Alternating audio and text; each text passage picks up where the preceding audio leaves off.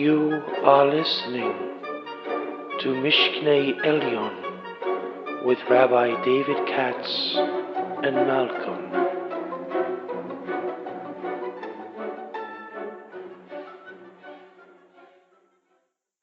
Hi, Rabbi Katz. How are you? Hi, Malcolm. I'm pretty good. How are you? I'm doing well. Thanks for asking. All right, let's see what we can do. I really want to finish the book. I think we're not too far if we get a good run at it. Yeah, we can do it. Let's try to make the goal before the Texas conference, yeah? Sounds good.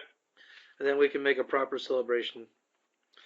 This is Mishknei Elyon, the Heavenly Temple, Ezekiel's Temple, the Third Temple, whatever you want to call it these days. Malcolm's going to go ahead and read English, and I will rebuke him when he does it wrong. Not to his own design, but for the known problem of perverted translations, which is won't blame anybody, but it happens, and I'm here to correct with the Hebrew, and hopefully we can work together as we've been doing to give a good rendition of the Ramchal's view of the Third Temple. Go ahead. We're starting this with your English books. Where you said 102? Yeah, 102 in the English, following Rabbi Greenbaum's translation. And in my book, I Am Where I Am. Let's go. Okay, so the 33 cells surrounding the temple building. Surrounding the sanctuary and the Holy of Holies are structures in the form of rooms or cells. I want to make that point. A lot of you, when you're going to be researching on your own, how do you think the Holy of Holies is in Hebrew, Malcolm? How it's said in Hebrew? Yeah. I'm not sure, to be honest. Kadosha Kadoshim? That's what I've heard, yeah. I mean, that's what I've... So if I told you it was Devere, would you know what I was talking about? No idea, no. Exactly. So when you see Devere, Dalet Beis Yud Reish, that's another word for Holy of Holies. Go ahead. Oh, wow, okay. So surrounding the sanctuary and the Holy of Holies are structures in the form of rooms or cells, built one on top of the other. Everything that comes forth from the Holy of Holies divides into 3 columns. Thus, there are 3 rows of 5 cells along the south wall, 3 rows of 5 along the north wall, and 3 cells on top of one another along the west wall. Thus, the sanctuary is surrounded by cells on 3 sides, except for the last 5 cubits at the eastern end of its north and south walls, where the cells do not reach. Let me explain the purpose of these cells. Besides the sustenance... I don't like the word cells. Yeah, it's very vague. I'm kind of drawing a blank trying to imagine it. Yeah, the word is chedarim, which is a very mystical idea. Right, rooms. I mean, wow, like, what's a room? You know? Imagine if you just there's rooms. I mean, that's an awesome concept. There's rooms. So try to say rooms for cells. Go ahead. Okay. Let me explain the purpose of these rooms. Besides the sustenance that the armies of angels receive from the gates of the inner courtyard and beyond, they also receive the shefa that the legions receive. This shefa, lo yagiam, doesn't reach except from the inner courtyard and beyond. Shefa received by the legions. Pretty awesome, huh? Yeah. Remember, try to go a little bit slow so I can jump in if I have to. Go ahead. Okay, I'll reread that with the right word there then. Besides the shefa that the legions receive from the gates of the inner courtyard and beyond, they also receive a share from behind the walls of the sanctuary itself. Later, I will explain how they receive it. This is extra shefa. Even though it comes to them from outside, it is on the highest level, as opposed to the shefa from the gates, which is already the lower level, even though it comes from inside. The recess. Outside the north and south walls of the sanctuary, at the east end is a 5-cubit recess, since the cells stop short 5 cubits from the end of the walls. Through the 5 cubits of the recess, the light emerging from the sanctuary is able to go out to the right and the left. The entrance to the outermost cell is from the recess, while all the other cells open into one another. Those are rooms again. Right, sorry. It's hard to... I know. You don't have to. I'm just making you aware. Go ahead. Through this entrance, the light from the sanctuary enters the rooms. Altogether, there are 33 rooms arranged in 3 levels of 11 rooms each. This is because they derive from the union of the Vav and the He in the Holy of Holies. Thus, the light that brought the rooms into being existed from before. Understand that the power of these rooms is not enormous. It derives only from the He, which is why the recess from which the rooms receive is 5 cubits wide. The He created the boundary of the rooms in the form of a wall 5 cubits thick. Inside the rooms, the light shone only through the 4 letters of her name Adnus, and the rooms are therefore 4 cubits wide. The Vav displayed only a small fraction of its power, forming only the foundation upon which the rooms are built, which is 6 cubits thick. From this, you can appreciate how the intensity of the light is diminished before it reaches its recipients. The winding that's stair. why there's 33 degrees of the Masonic Lodge. I was going to ask that if it was related at all. I'm joking. I don't know. I'm just from what I've heard, from what I've heard, it has something to do with like Solomon and the temple, so it wouldn't surprise me. Exactly. Go ahead. The winding staircase. Consider some other important factors. The angelic hosts are unable to receive even from the rooms. Accordingly, there are 2 other places, to the right and to the left, along the south. I'm not impressed. Let me tell you how I have it. Yeah. Okay. Yeah. The od tashuv tired dvarim gedolim bezeh ha'inyan. And further will return to show things, great things, in this inyan. Since still they weren't able to receive from these, therefore it comes out to the right and to the left another place. 10 amas from here and 10 amas from here. Go ahead. Unlike the rooms that I have been discussing, these 2 areas are not divided into 5. They are undivided spaces in which all the light emerging from the rooms gathers. Why are they 10 cubits wide? The reason is that 10 groups of angels receive from them. It is from here that this extra shefa goes out to them, as I will explain. Corresponding to this place in the lower temple is the winding staircase. On the subject of the rooms, those on each successive tier are wider than the ones beneath them. This is because the wall of the sanctuary, which is the inside wall of the rooms, becomes narrower in steps as it rises. Since the wall forming the boundary of the light becomes successively thinner, the light itself becomes more abundant, so that the radiance of the upper chambers is greater than that of the lower chambers. The abundance of light depends on the ceiling, for as you already know, it is the beams of any structure that draw the light into the space beneath them. However, these beams do not pass. Where are you at? I'm at the paragraph that starts with the abundance of light depends on the ceiling.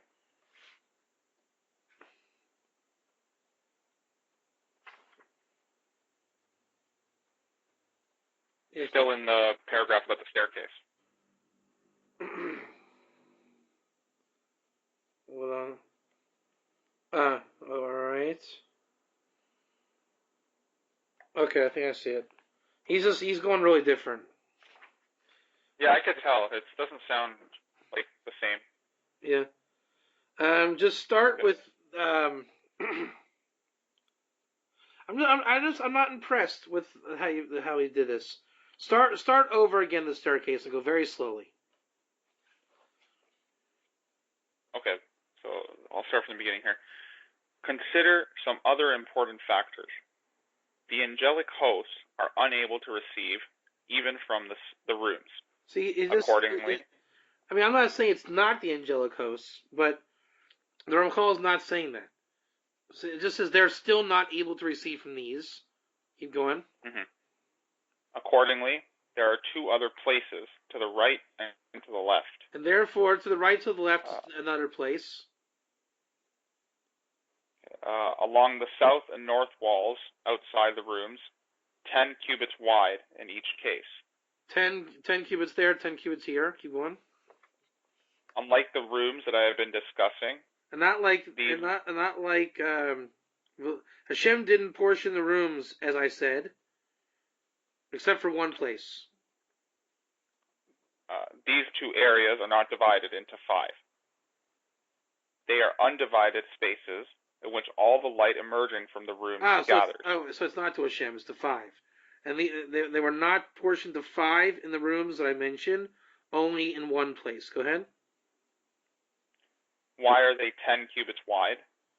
The reason is that 10 groups of angels receive from them. Yeah, so because 10 kitot, hatzrichut, need to receive from there.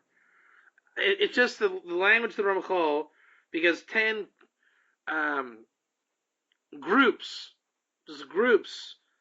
hatzrichut, they need to receive from there. Okay. And those groups are referring to angels, I'm assuming? I'm assuming, but the Ramchal doesn't say it, so I want to keep it original. Okay. It is from here that this extra shefa goes out to them, as I will explain. And it's from there that it goes out to them, as I explained. Okay. Corresponding to this place in the lower temple is the winding staircase. That's right. Okay. On the subject of the rooms, those on each successive tier are wider than the ones beneath them. This is because the wall of the sanctuary becomes narrower in steps as it rises.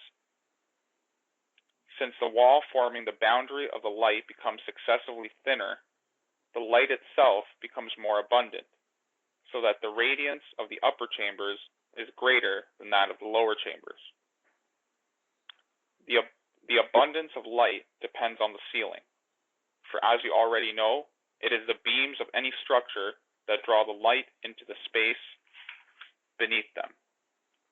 However, these beams do not penetrate the actual wall of the sanctuary, but rest on these steps, for it is from the outside that they receive, and not from the inside.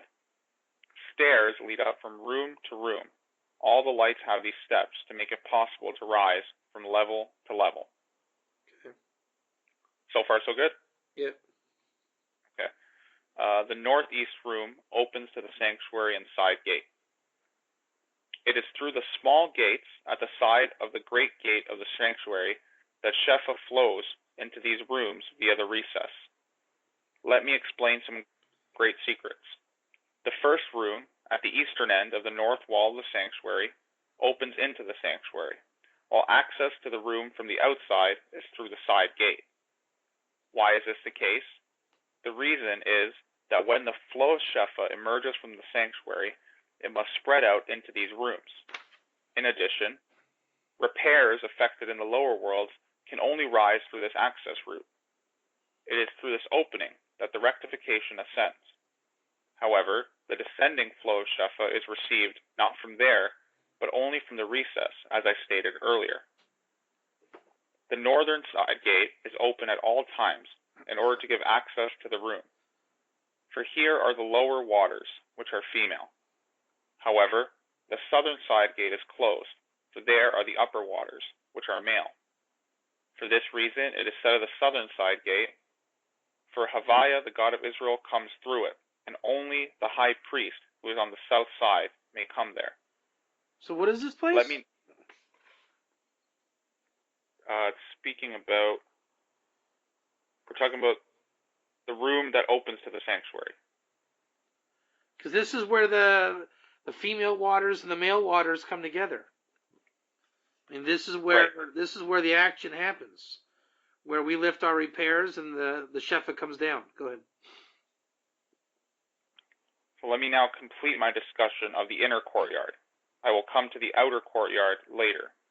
The inner courtyard is 100 cubits long and 100 cubits wide, for as you already know, when all the levels are included in one another, they number 100, for each of the 10 sphirot contain all 10 sphirot. Alright, so now we're going to talk about the altar. Yeah. The height of the altar. It is here in the inner courtyard that the sacrificial altar is located, as I have already stated. Let me explain its measurements, which involve the deepest secrets. For the altar provides a place for all who need to ascend on it. The total height of the altar is 10 cubits, built on 3 distinct levels. The height of the top level is 4 cubits, as is that of the second level, while the third level is 2 cubits high. This is because there is a place here for all the palaces of the world of Bria, according to their order of ascent. The top 4 cubits correspond to Keter, Chochmah, and Bina, in the palace known as Holy of Holies, together with Desire, which ascends higher than all the others. The middle 4 cubits correspond to Chesed, Gevurah, Netzach, and Hod. The bottom 2 cubits correspond to Yesod and Malchut, which join together in the palace of sapphire stone. Let me now explain to you the underlying principles governing the length and breadth of the altar. Know that the supreme wisdom contains 32 pathways, under which all things are subsumed. These are the 10 sefirot together with the 22 letters of the alphabet from top to bottom. Correspondingly, the lower wisdom, Shechinah, is called glory, because like the upper wisdom, she too contains 32 pathways. Wow, that's insane. Only in this, I never heard the Malchus is called Chochmah Titor. The lower wisdom. So he's calling that Shechinah. Right. So when someone says you have Gilui Shechinah, that means a total revelation of the lower wisdom. It's Malchus. Wow. Right. Malchus revealed is synonymous with the Shechinah and what we're talking about here. It just he connected dots. I never would have thought to connect. You see what I'm saying? Well, yeah, no, I don't know. I haven't read as much, but I've never seen that connection either. Yeah. So then that's called glory, kavod, the glory Right. of God. So basically, Wow. if Shlomo was that, then I mean that's what Shlomo was. The first temple was that. That's why there was the Shechinah in the temple. Shlomo was on that level. Right. It's just an amazing tikkun to put it that way. It's like if you're wondering what is Shechinah, what is I mean, people don't ask this question too much, but the lower wisdom of Malchus, right? It's all one thing. Yeah. Go ahead. Right. Correspondingly, the lower wisdom, the Shechinah, is called glory, because like the upper wisdom, she too contains 32 pathways, only in this case, they are ordered from the bottom upwards. 4 lights descend from the Shechinah into the world of Bria. They are called glory. When these lights reach their bottom level, all 32 appear merged together in one place, as I will explain. Now, the altar woodpile. As these 4 lights descended, a corresponding place came into being in this altar. Initially, it was 24 cubits square, corresponding to the 24 permutations of the letters of the name Adnas. Correspondingly, 24 divisions of priests and Levites serve in the temple, and thus the branches join with the roots. When Tifereth and Yesod, which are 2 vavs, joined with the Shechinah, an additional cubit was added to the length and breadth. This formed a place 26 cubits long and 26 cubits wide, corresponding to the numerical value of the holy name of Havaya, blessed be he. This place is called the pathway for the priests to step around the altar, while the previous area is called the place of the woodpile. Afterwards, Netzach and Hod are also joined with the Shechinah. These 2 sefirot are the 2 mighty horns, of which it says, and his horns are the horns of the wild ox. This formed a place 28 cubits square. This is because the Shechinah is called Bat Sheva, since it is through her that the 7 lower sefirot are revealed. When she stands facing the 4, namely Netzach, Hod, Yesod, and Malchus, these 28 lights appear. These are the 28 camps of the Shechinah. Wait, he said. As a result, what are the 4 he said? When she stands facing the 4, Netzach, Hod, Yesod, and Malchus. Because mine says Tiferes, and I have a note. It says, look at 87. Neged Adalid. This Neged Tiferes is a Yisod Zeranpin. I think he got it wrong. Mamash wrong. It's Tiferes Netzach Hod Yisod. Right. Not Malchus. Yeah, okay. Yeah, that changes the whole thing. Yeah. Go ahead. Okay. Sorry. Okay. As a result of the rectification brought about when the Shechinah stands facing these four lights came down from above into the world of Bria. This explains the presence of 4 horns here. They are the 4 letters of Adnas. You must understand that the cubit of measurement used in the temple consists sometimes of 6 handbreadths and sometimes of 5. The cubit of 6 handbreadths derives from the male aspect, while the cubit of 5 handbreadths derives from the female aspect. The glory revealed on the altar is bound up with the hay of the divine name, and for this reason, the cubits of the horns are of 5 handbreadths. So that means the altar reveals the glory of God, the Shekhinah, and the lower wisdom. It's all one thing. Wow, that's intense. Yeah, so all the right. 32 pathways of wisdom are revealed on the altar. I'm guessing probably because of the mazel. If you meditate on it in action, you're going to see it. Right. Okay. The light now descended 4 levels, for in this way all the levels are joined together as one. Afterwards, the hay welled up again with a great force, and spread out even further than before, protruding another 2 cubits in both directions. Let me tell you where these 2 cubits come from. They are drawn down from the palace of desire, for each of the individual palaces receives from its corresponding aspect in the palace of desire. Accordingly, this section of the altar is 30 cubits square. After another 4 levels, the glory spread out further. When it reached its lowest level, it radiated in all its strength and greatness in the form of 32 great lights, corresponding to the numerical value of the letters of Kavod. At the base, therefore, the altar is 32 cubits square. The altar in the future temple is in front of the sanctuary in direct alignment with its south and north walls, for it is written, "And the altar in front of the house." The altar ramp is to the south. Let me explain to you the significance of this ramp.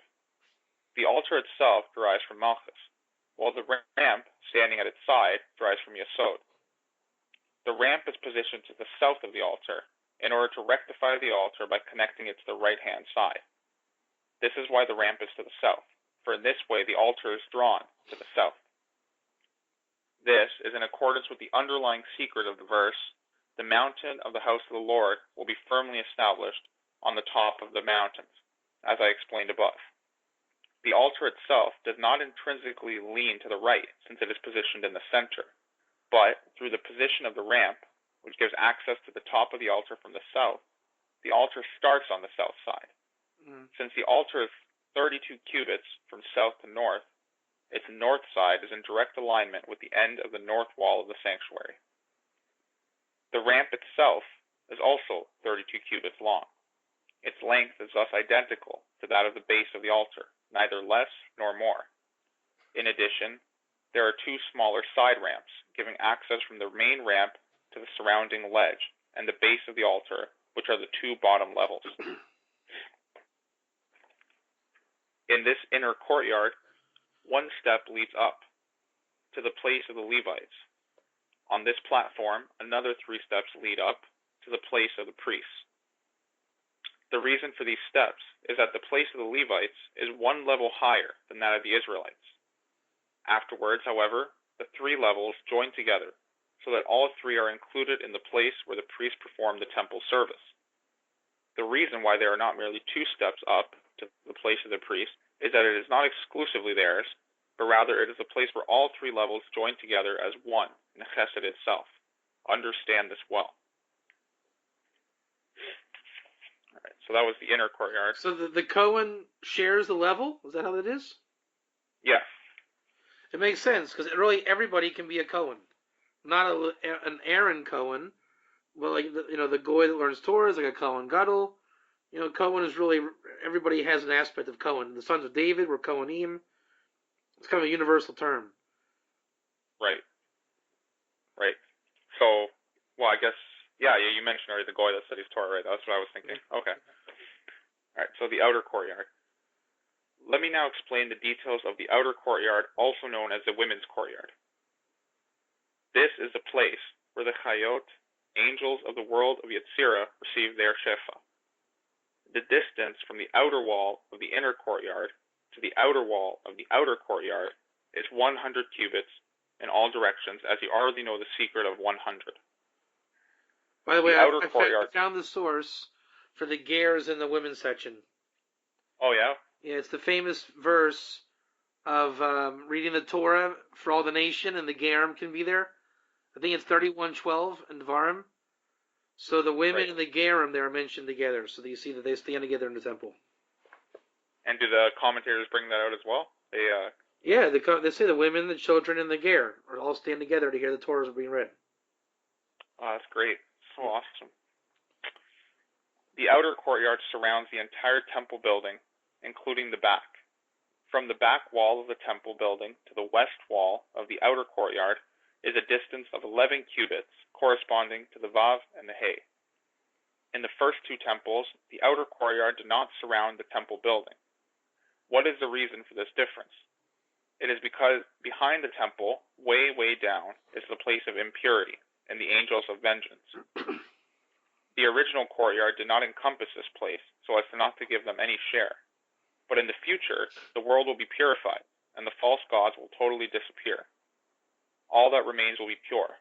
This is alluded to in the verse, "For then I will turn to the nations a pure language, that they may all call upon the name of Hashem to serve him with one consent." This is why the courtyard will surround the temple building on all sides, for nothing will prevent this.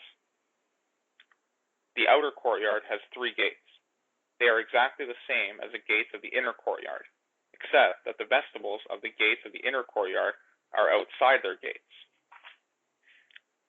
whereas the vestibles of the gates of the outer courtyard stand inside their gates, inside the outer courtyard. The reason is that the vestibule provides the holy bread that is given to all Israel, and passes to the outside through the gates. The outer courtyard is strong enough to withstand the intensity of the light emerging there, which is why the vestibles of the gates of the inner courtyard are located outside their gates in the outer courtyard. However, the Temple Mount does not have the strength to bear this intensity, and therefore the vestibles of the gates of the outer courtyard stand inside their gates, inside the outer courtyard. The walls of these chambers derive from the vestibule walls, except that the vestibule walls are built with the light of the Vav, while the chamber walls are with the light of the He. For this reason, in the case of the courtyard, walls of the 2 chambers immediately adjoining each gate on either side are set back 1 cubit further from the gate than the corresponding walls of the vestibule. For the vestibule walls are 6 cubits thick, while those of the chambers are only 5 cubits thick. For this reason, the prophet states very precisely, "and a border of 1 cubit before the chambers," and he relates the chambers not to the gates but to the vestibules. See and understand. The bread, i.e. the vestibule, goes no further than 3 levels, the sanctuary and the 2 courtyards. But on the Temple Mount, no vestibule is to be seen. This is because the Temple Mount corresponds to the world of Asiya, while the bread we have been discussing is bread from heaven. This is the food of angels, and this is what the Israelites also ate when they were in the wilderness. The bread of Asiya, on the other hand, is literally the bread that comes forth from the earth, and this is on a far lower level, since it only comes forth after many changes and transformations. This is why these vestibules reached only the inside of the outer courtyard. Inside the walls of the outer courtyard stands a magnificent paved gallery at the same height as the gates. It surrounds the entire courtyard. On this gallery stand 30 chambers. As you already know, ground level always corresponds to Malchus. The flow of blessing and Shefa first enters these chambers, and from there it descends to the courtyard below. Let me explain the purpose of on this calendar. They are for the three great and exalted chiefs, Well, Metatron, and Yahuel, who are captains over all the armies of angels in the world of Yetzirah. Each has 10 chambers. Not that they ascend in these chambers, for as I've already told you, all the recipients receive from the gates. But it is into these chambers that the Shechinah and blessing destined for these angels is first, after which it is then given over to them. It is from these chambers that Shechinah flows down to the rest of the courtyard. Outside the inner courtyard, at the two ends of its western wall, stand two extraordinary chambers, 100 cubits in length. They are situated in the western section of the outer courtyard, parallel to the main temple building, on its north and its south side. The width of these chambers is 50 cubits. Each has 3 stories, one on top of the other. Understand that these chambers are where the angels actually receive the Shechinah given to them from around the outside of the sanctuary building, as discussed earlier. The Shechinah flows out from the recess into the rooms, and as it leaves the rooms, it merges into a single floor. These chambers are designated for eating the holy sacrificial portions. For this is the Shechinah that comes down to the branches after they rejoin their root and after the beautiful unification that is brought about. But note how far away they are when they receive their share of the holy offering, as compared to the souls of Israel, who receive their share from inside the sanctuary. This is why the sages said, Israel's appointed place is further within than that of the ministering angels. Although these chambers are considered part of the inner courtyard, see how far away they are. The distance between the sanctuary building and these chambers on either side is 20 cubits, because of the great light of the 2 yuds that built the interior of the sanctuary. Indeed, the entrances to these chambers actually face the temple building, since it is from there that they receive. These chambers also have other entrances on the side, not facing the temple. These lead out to the northwest and southwest sections of the outer courtyard. I have already explained to you why the gates are 50 cubits high. These chambers are thus literally facing the rooms around the sanctuary walls, for it is from there that they receive. However, the chambers on the uppermost stories are shorter than the lower level chambers, because they receive from a very exalted place. Extending downward from underneath the uppermost chambers are 3 great pillars. They descend from underneath the walls of the upper chambers. The walls are actually supported on these pillars. Thus, these 3 pillars come out from the uppermost walls and reach all the way down to the ground below. The walls of the lower chambers are built behind the pillars, and because of this, the lower chambers are wider than the upper chambers. This is mentioned in the verse, and the uppermost chambers were narrow, for the pillars consumed part of them, namely part of the lower and middle chambers in the building. That is, the pillars consume part of the space of the lower chambers, which are built around them, while the pillar itself provides support for the wall of the upper chambers. For these pillars are not like the courtyard pillars. The latter are outside and receive from the respective courtyards, which is why they rest upon them. But the function of the pillars of these chambers is to strengthen the building, and they enter into its very thickness. That is why these pillars push their way down into the lower chambers in order to provide a foundation for the upper chambers. That is why these pillars push their way down into the lower chambers in order to provide a foundation for the upper chambers. The truth is that they emerged prior to the upper chambers, and after the emergence of the pillars, the wall was closed around them. As for the words in the verse, the pillars consumed part of them, this indicates that not in every chamber is there a pillar, but there are 3 pillars in the entire wall. There is a place in the north of the outer courtyard, bounded on one side by these chambers and the temple building, and on the other side by the western edge of the courtyard. This is where the sacrificial portions are cooked in preparation for the priest to eat them. Understand that cooking takes place in water on fire. 2 more chambers, similar to the first, are situated in the eastern section of the outer courtyard, east of the inner court.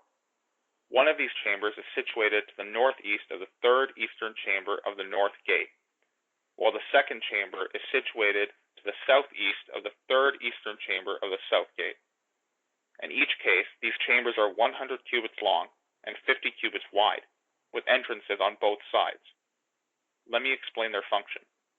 The upper chambers belong to the inner courtyard, for that is where the captains of the angels of the world of Berea receive their share from behind the temple building.